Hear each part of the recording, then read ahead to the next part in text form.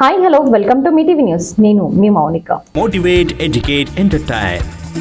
సిరిసిన్నగండ్లకు ప్రత్యేక బస్సులు. శ్రీరామనవమి సందర్భంగా సిరిసిన్నగండ్ల ఆలయంలో జరగనున్న సీతారాముల కళ్యాణానికి భక్తులకు ప్రత్యేక బస్సులను ఏర్పాట్లు చేసిన కల్వకుర్తి డిపో డిఎం సుభాషిణి కల్వకుర్తి ఆమన్గల్ నుంచి నేరుగా సిరిసిన్నగండ్ల ఆర్టీసీ బస్సులను నడుపుతున్నట్లు చెప్పారు. సిరిసిన్నగండ్ల నుంచి కొండపైకి భక్తులను చేరవేయడానికి ఉచితంగా 2 బస్సులను సిద్ధంగా ఉంచినట్లు తెలిపారు. భక్తులు ఈ అవకాశాన్ని సద్వినియోగం చేసుకోవాలని కోరారు. బీజేపీ లోక్సభ అభ్యర్థి డికే అరుణ ఈ నెల 18న ఉదయం 11 గంటలకు నామినేషన్ దాఖలు చేయనున్నట్లు పార్టీ జిల్లా అధ్యక్షుడు పి శ్రీనివాస్ రెడ్డి తెలిపారు. ఈ కార్యక్రమానికి కేంద్ర వాణిజ్యం పరిశ్రమల శాఖ మంత్రి పీయూష్ గోయల్ ముఖ్య అతిథిగా హాజరవుతున్నారు.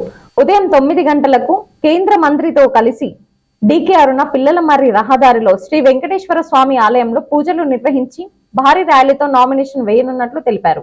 తెలుగు మహానటి సావిత్రి తర్వాత ఆ స్థానంలో అభిమానం చెరగున్నారు సౌందర్య. నేడు ఆమె వర్ధంతి. కర్ణాటకకు చెందిన ఆమె అసలు పేరు సౌమ్య. సినిమాల కోసం సౌందర్యగా మారారు.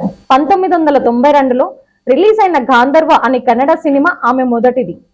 మనవరాలి పెళ్లితో 1993లో తెలుగు సినిమాల్లో అడుగుపెట్టారు.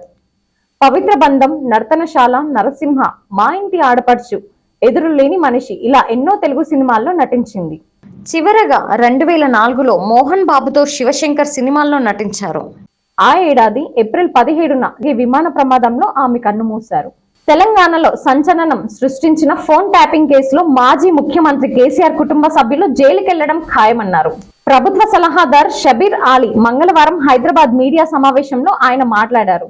ఫోన్ ట్యాపింగ్ అవుతుందని ఏడాది ముందే రేవంత్ రెడ్డి చెప్పారని తెలిపారు.